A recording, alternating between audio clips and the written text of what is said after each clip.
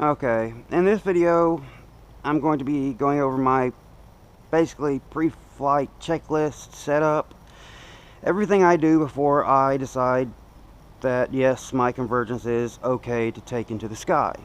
So first thing always is turn on transmitter. Make sure all switches are where they're supposed to be. Acro mode off, so in safe mode. Multi-rotor mode, and I'll be going on no dual rates. I don't fly dual rates. So now everything's on. I take the battery. One thing you may want to do to always ensure you have the correct center of gravity, put some Velcro on the back of your battery and inside, so when you put your battery in and shove it all the way forward, it's going to seat at the right place and stay there, because this blue Velcro strap doesn't hold it from going back and forth. It only holds it from coming out, so it can still slide back and forth. Now, of course, connect the power.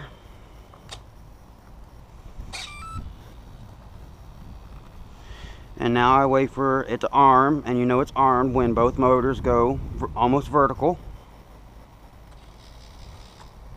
Okay, and now I take my low voltage meter. This I never fly without. I've got it set to 3.5 volts. As soon as it starts going off, I land. Or it basically lets me know, okay, you need to get to a position where you can land, and quickly. And you will actually see at about the time it starts going off, the plane will drop.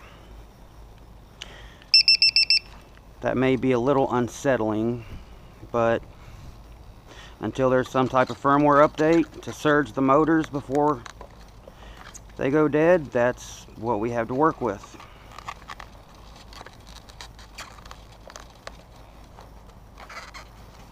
Got some wires in the way.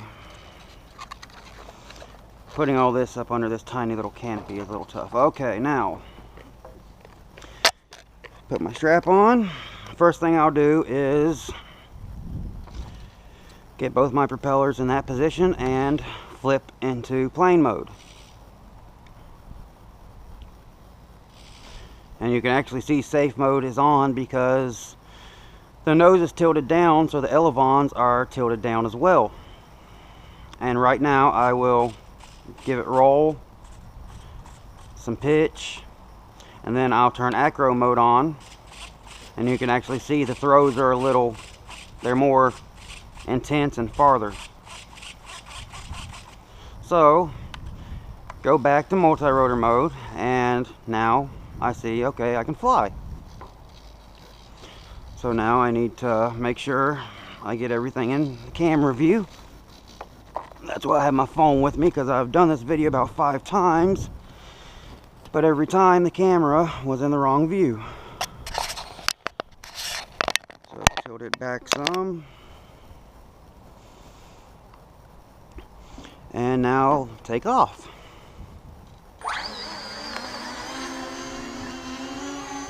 Usually I'll blip the throttle before I take off to make sure I do have throttle.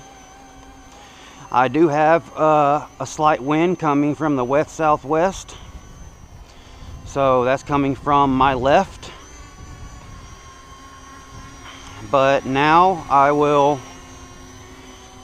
I'm doing this in my neighborhood.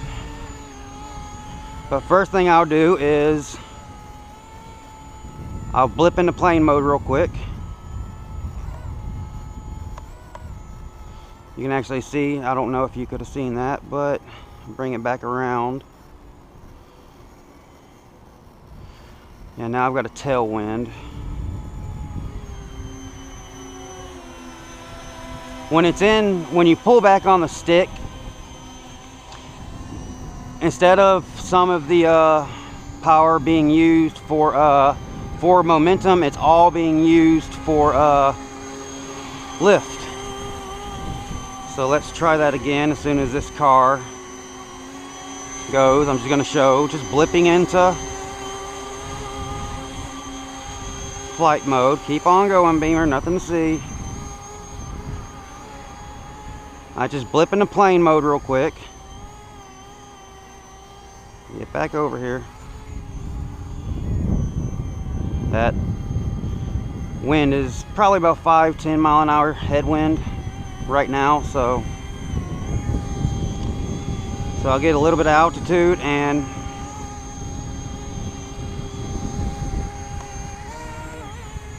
you could actually hear the throttle go up there for a second, and that was me blipping into flight mode. And now this is what I do every time before I decide, okay, I can take it up and make sure everything's fine. Now I go into acro mode. This is when the motors don't really do anything. It's just the only thing they do is yaw, but you basically have to fly this cumbersome thing like a helicopter. Lightly touch the ground, not enough throttle. So back into safe mode. No problems there. So that's basically it.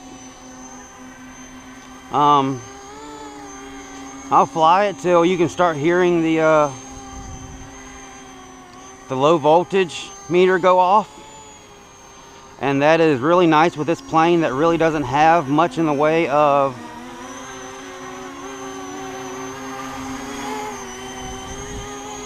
anything to signal that the voltage is getting low. The only thing people have been doing is using a timer, and I have a timer that I set to 5 minutes when I'm actually flying, but I still use the low voltage meter so I know for a fact, okay, this is the voltage that I have. And someone also mentioned about the sound, about it being loud. No, it's really not all that loud. Compared to a Phantom, it's a little bit louder. It's a little bulkier to fly than a Phantom because you have 3 propellers. The rear propeller is a tri-blade with, I think, a little bit more pitch and 100 more kV. The motor itself has 100 more kV, so 100 more RPM per volt. So now I just, like when I'm just having fun around my house like this, just flying it around, I just basically do what I'm doing right now, except I have a little bit more fun. Right now I'm being a little slow to keep everything in camera view.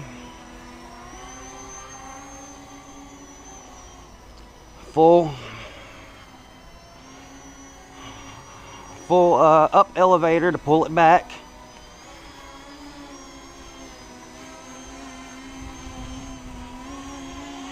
But things I'll do out here is like I'll take it out into the road, and I'll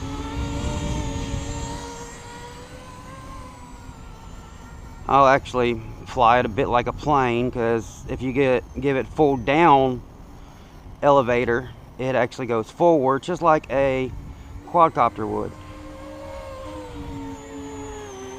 I didn't give it that much that time because I do have a tailwind and I really don't want it going that far away. And when you are yawing back and forth, it helps if you tilt the plane, because that's yaw by itself. But if you tilt the plane, it's a little bit faster.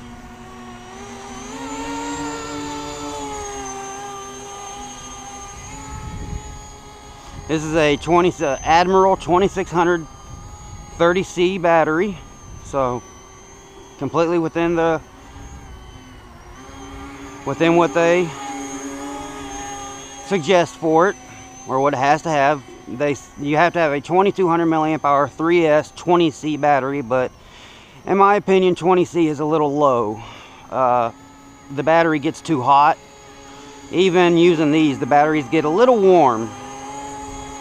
You have to make sure they don't get above 140 degrees or 60 degrees Celsius, 140 Fahrenheit, 60 Celsius.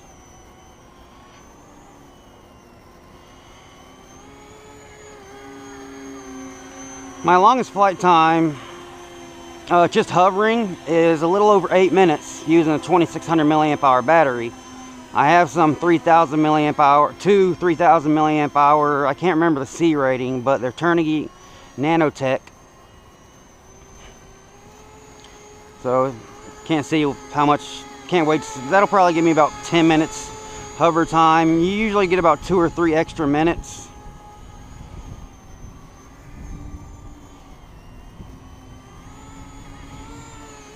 Depending how many extra. But this is a completely new fuselage. I had to put the decals on, and it's hard to put these decals on because they're so big and they have to line up with everything just right.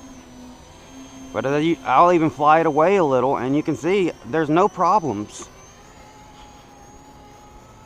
And I have Wi-Fi on my GoPro. Okay. My low voltage meter went off. I don't know if the microphone picked that up. See, it just dropped. It's not a very fast drop. It's just enough of a drop to say, okay, voltage is getting a little low. May want to bring it in.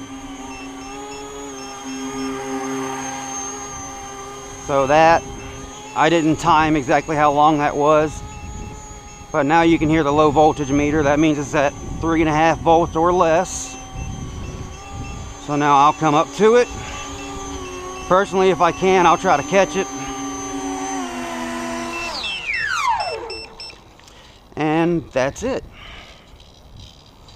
I don't like going, once it starts beeping at 3.5 volts, I don't like to really go past that. Tilt the camera back down.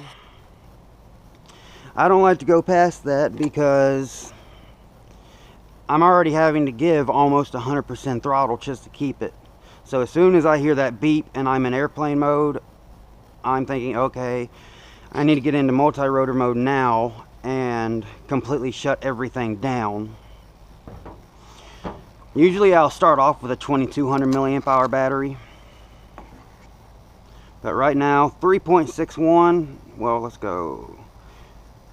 Altogether 10, 3.60, 3.62, 3.63. I don't think I completely balanced it when I charged it. Tilt the camera down a little more.